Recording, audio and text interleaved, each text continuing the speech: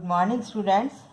आज हम ज्ञात करेंगे किसी विद्युत द्विध्रुव के कारण किसी बिंदु पर विद्युत क्षेत्र का मान। द्विध्रुव के कारण विद्युत क्षेत्र की तीव्रता, electric field due to electric dipole.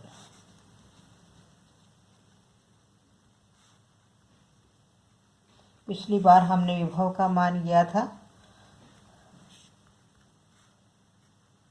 अब हम उस विद्युत विभव के मान की सहायता से किसी विद्युत द्विध्रुव के कारण प्रेक्षण बिंदु पर विद्युत क्षेत्र की तीव्रता ज्ञात करते हैं। तो माना जैसे कि ये कोई निर्देशांक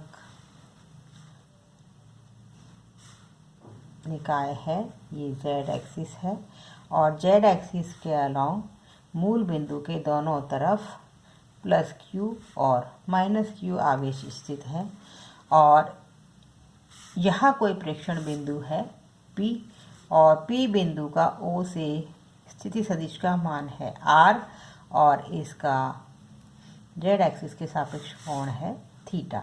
तो हम कहेंगे P बिंदु के गोलीय निर्देशांकों में निर्देशांक हो जाएंगे r थीटा। यहाँ हम दो विमाओं की ही बात कर रहे हैं, 2 डायमेंशन की बात कर रहे हैं, तो यहाँ हम फाई को कंसीडर नहीं करेंगे। तो जैसा कि आपको हमने बताया था कि किसी प्रेक्षण बिंदु P पर जिसकी स्थिति r और कोण थीटा है, उस पर विद्युत विभव का मान P प्रेक्षण बिंदु पर विद्युत विभव का मान, द्विध्रुव के कारण विद्युत विभव का मान हमने ज्ञात किया था 1/4 pi epsilon 0 P cos theta बटे r स्क्वायर, जहाँ P द्विध्रुव आघूर्ण का मान है। अब हम V की सहायता से विद्युत क्षेत्र का मान ज्ञात करेंगे और आप सभी जानते हैं कि E बराबर विद्युत क्षेत्र का मान विद्युत विभव के ऋणात्मक प्रवणता के बराबर होता है। E is equal to minus gradient V। यहाँ ग्रेडियंट या प्रवणता जो कि हम पढ़ चुके हैं, इसका प्रवणता का मान गोलीय निर्देशांकों के अंदर होता है r cap del upon del r plus 1/r theta cap del upon del theta plus phi cap 1/r sine theta del upon del phi, ये 1। तो ये मान होता है प्रवणता का गोलीय निर्देशांकों के अंदर। तो ये मान यदि मैं यहाँ रखूँ, इसको कहते हैं समीकरण 1 और ये है समीकरण 2। तो समीकरण 2 में जब हम ये मान रखते हैं, इसको समीकरण 3 से ग्रेडियंट का मान समीकरण 2 में रखने पर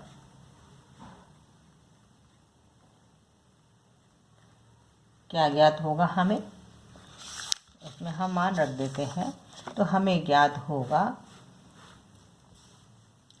ई को मैं गोलीय निर्देशांक में लिखूं तो r cap E R plus theta cap E theta plus phi cap E phi, इसको मैं इस प्रकार से लिख देती हूँ।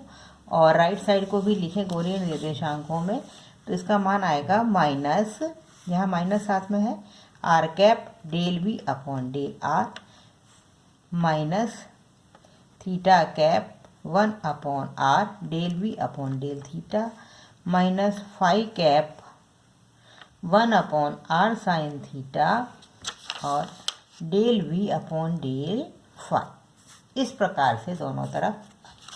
तो यहाँ हम इस समीकरण नंबर, इसको हम कहें 4, तो समीकरण 4 की सहायता से हम ये आसानी से देख सकते हैं कि ई आर बराबर है minus del V upon del R और ई थीटा का मान है minus 1/r del V upon del theta और ई फाई का मान 0 हो जाएगा, क्योंकि v का मान फाई पर निर्भर नहीं करता है। हमने दो ही विमाएं ली थी। अब यहाँ आप देखिए इस समीकरण में यदि मैं v का मान समीकरण 1 से रखूं तो हम लिखेंगे डेल v अपॉन, सॉरी ये डेल r है, del v upon del r था पहले, तो माइनस v का r के सापेक्ष डिफरेंशियल करेंगे हम यहाँ पर, तो ये हो जाएगा 1/4 पाई एप्सिलॉन 0 ऊपर p cos थीटा, तो ऐसा कि ऐसा आएगा क्योंकि डिफरेंशियल हो रहा है r के अकॉर्डिंग, और r है 1/r², तो 1/r² का डिफरेंशियल होगा डेल अपॉन डेल r करें तो वो हो जाएगा -2/r³। ठीक है, और इसलिए इसका मान हो जाएगा माइनस माइनस प्लस, तो हम कहेंगे 2p cos theta upon 4 pi epsilon 0 r³। और इसी प्रकार -1/r del v upon del theta, ये है ई थीटा का मान।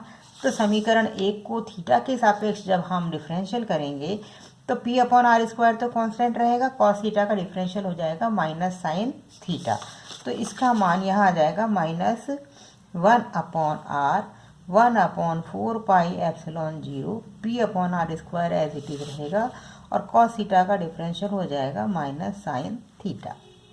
तो इस प्रकार इसको मैं कहूँ समीकरण 5 और इसको मैं कहूँ समीकरण 6। तो समीकरण 5 और 6 से हम लिख सकते हैं कि ई आर बराबर 1/4 pi epsilon 0 2p cos theta बटे r³। इसको इक्वेशन नंबर 7 कह देते हैं। और ई थीटा बराबर हो जाएगा, यहाँ माइनस माइनस प्लस हो जाएगा, एक माइनस बाहर है, साइन थीटा के साथ माइनस है, तो हम कहेंगे इसका मान हो जाएगा 1/4 पाई एप्सिलॉन 0 और यहाँ p साइन थीटा और नीचे r³। तो इस प्रकार हमने v का मान r के सापेक्ष डिफरेंशियल करके ये क्वांटिटी आई, और v का मान थीटा के सापेक्ष डिफरेंशियल किया और 1/r से एक्स्ट्रा मल्टीप्लाई किया, तो ई थीटा का मान ये आ जाता है। तो ये हमारे पास ई आर और ई थीटा का मान आ गया।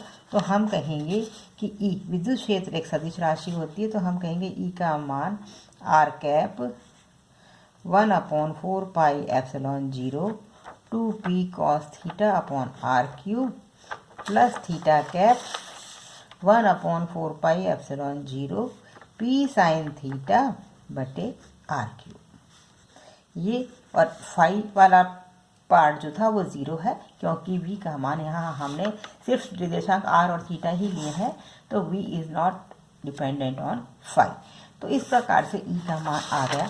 अब हमें यदि विद्युत क्षेत्र का परिमाण ज्ञात करना हो तो हम क्या करेंगे, हम ई r² plus E theta square करके दोनों को जोड़ के और उसका वर्गमूल ले लेंगे। और इसकी डायरेक्शन अगर हमें निकालनी हो, माना कि विद्युत क्षेत्र का मान r दिशा में है ई आर, और जो थीटा दिशा है उसमें है ई थीटा, और ये परिणामी दिशा सपोज इससे बीटा कोण बना रही है, तो हम कहेंगे कि tan बीटा, बीटा क्या है, परिणामी विद्युत क्षेत्र का कोण r की दिशा से, tan बीटा बराबर हो जाएगा ई थीटा बटे ई आर, ये विद्युत क्षेत्र की दिशा। तो अब हम यहाँ पर इन दोनों समीकरणों में 10 और 11 में ई आर और ई थीटा का मान रखकर परिणामी विद्युत क्षेत्र का मान ज्ञात करते हैं और परिणामी विद्युत क्षेत्र की दिशा का मान ज्ञात करते हैं। तो देखिए परिणामी विद्युत क्षेत्र का मान परिमाण होगा, ई आर का स्क्वायर कर देते हैं, ई आर का स्क्वायर हो जाएगा 1/4 pi epsilon 0 2p cos theta बटे r³, इसका स्क्वायर प्लस ई थीटा का मान है 1/4 pi epsilon 0 p sign theta बटे r³, इसका स्क्वायर हो जाएगा, और दोनों का स्क्वायर करके जोड़ के वर्गमूल ले लेना है। अब इस राशि में देखते हैं हम 1/4 पाई एप्सिलॉन 0 तो बाहर आ जाएगा, इसका वर्ग करके और फिर वर्गमूल लेंगे तो ये बाहर आ जाएगा as it is. R cube भी दोनों से ऐसे कैसे बाहर आ जाएगा, और पी का मान भी बाहर आ जाएगा, पी बटे आर क्यूब भी। तो अंदर क्या बचेगा, अंदर बचेगा 4 cos square theta plus sine square theta. ये राशि ब्रैकेट में बचेगी। इसको हम फर्दर सिंप्लीफाई करें तो हमारे पास आएगा 1/4 pi epsilon 0 P upon R cube, और वर्गमूल वाली राशि को हम लिख सकते हैं 3 cos स्क्वायर थीटा। एक cos स्क्वायर थीटा इधर दें तो cos square theta plus sine square theta बराबर 1। तो ये हो गया विद्युत क्षेत्र का परिमाण। इसको हम कहेंगे इक्वेशन नंबर 12। और tan बीटा का मान अपने में निकालना है तो tan बीटा बराबर ई थीटा बटे ई आर, और ई थीटा बटे ई आर में हम करें 1/4 pi epsilon 0 P sine theta बटे R cube divided by 1/4 pi epsilon 0 2p cos theta बटे आर क्यूब, और इनको डिवाइड करेंगे ये तो कैंसिल हो जाएंगे सब चीज़ें, बचेगा क्या sine theta by 2 cos theta. तो हम कहेंगे कि tan beta is equal to 1/2 tan theta, या हम कहें कि beta is equal to tan inverse 1/2 tan theta. तो इस प्रकार से इसको इक्वेशन नंबर 13। तो इक्वेशन नंबर 12 बताती है परिणामी विद्युत क्षेत्र का परिमाण, और इक्वेशन नंबर 13 बताती है परिणामी विद्युत क्षेत्र की आर की दिशा से, आर के इसी सदिश से उसकी दिशा का मान। तो इस प्रकार से हमने किसी विद्युत द्विध्रुव के कारण किसी प्रेक्षण बिंदु पर विद्युत क्षेत्र का मान और विद्युत क्षेत्र परिमाण और उसकी दिशा दोनों ही ज्ञात किया है। ये हमने ज्ञात किया है गोलीय निर्देशांकों में। यदि हम कार्तीय निर्देशांकों में ज्ञात करना चाहें तो हम r की जगह है x, y और z निर्देशांक भी काम में ले सकते हैं। तो बुक में वो डेरिवेशन भी दे रखा है और उस हिसाब से भी आप उसको कर सकते हो। अगर एग्जामिनर स्पेसिफिकली कहे कि कार्तीय निर्देशांकों में निकालिए तो आप निकाल सकते हैं, और अगर जनरल पूछे कि विद्युत क्षेत्र की तीव्रता का मान क्या है तो आप इस प्रकार से ही करेंगे तो आसानी रहेगी, क्योंकि विद्युत क्षेत्र विभव का मान हमने गोलीय निर्देशांकों में ही ज्ञात किया है।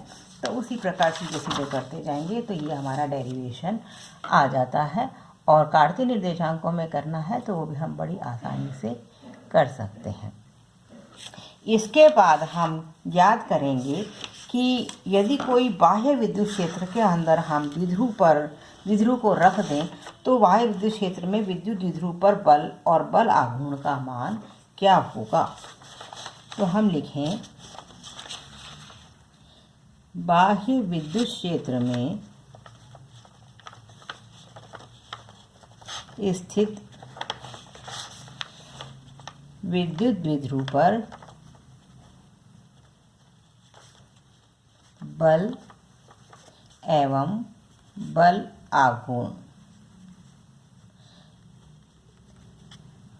Force and torque on an electric dipole in the presence of external electric field. माना कि यहाँ कोई बाह्य विद्युत क्षेत्र है एक समान, यहाँ एक कंडीशन और लगाएंगे हम, एक समान हो, समरूप हो, एक समान विद्युत क्षेत्र। ये कोई विद्युत क्षेत्र है माना ई, और विद्युत क्षेत्र हम जानते हैं विद्युत क्षेत्र की दिशा प्लस से माइनस की तरफ होती।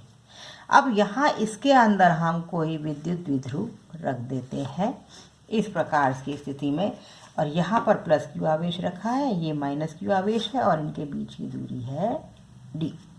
तो द्विध्रुव आघूर्ण की दिशा होगी माइनस से प्लस की तरफ। अब इस द्विध्रुव के ऊपर विद्युत क्षेत्र के कारण बल लगेगा, प्लस क्यू आवेश पर तो इस प्रकार से विद्युत क्षेत्र की दिशा में बल लगेगा, और माइनस क्यू आवेश पर इस प्रकार धन विद्युत क्षेत्र की दिशा में विद्युत क्षेत्र के विपरीत बल लगेगा। तो हम देखते हैं कि इस द्विध्रुव पर बराबर और विपरीत दिशा में बल लगते हैं। तो इस पर कुल बल का मान कितना हो जाएगा, क्यू ई प्लस और माइनस क्यू ई। तो हम कहेंगे इस पर कुल स्थानांतरण बल का मान तो 0 होगा, प्लस क्यू ई इस तरफ माइनस क्यू ई इस तरफ, तो इस पर कोई स्थानांतरण बल नहीं लगा, नेट फोर्स 0 हो गया, तो इसकी स्थानांतरण गति नहीं हुई।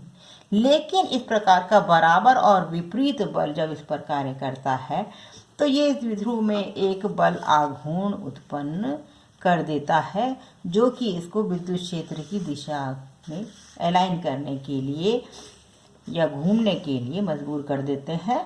तो इस बलाघूर्ण के कारण द्विध्रुव अपनी अक्ष के लंबवत अक्ष, इसकी अक्ष ये है ये वाली, इसके लंबवत अक्ष में यूं इस प्रकार से घूर्णन करता है। तो इसका मान हम अगली वीडियो में निकालेंगे, द्विध्रुव आघूर्ण का मान और द्विध्रुव को घूर्णन कराने के लिए किया गया कार्य और उसकी स्थितिज ऊर्जा, और एक दो न्यूमेरिकल भी हम साथ में कंसल्ट करके और इस टॉपिक को कंप्लीट कर देंगे, और इसी के साथ ही हमारी फर्स्ट यूनिट भी कंप्लीट हो जाएगी। Thank you.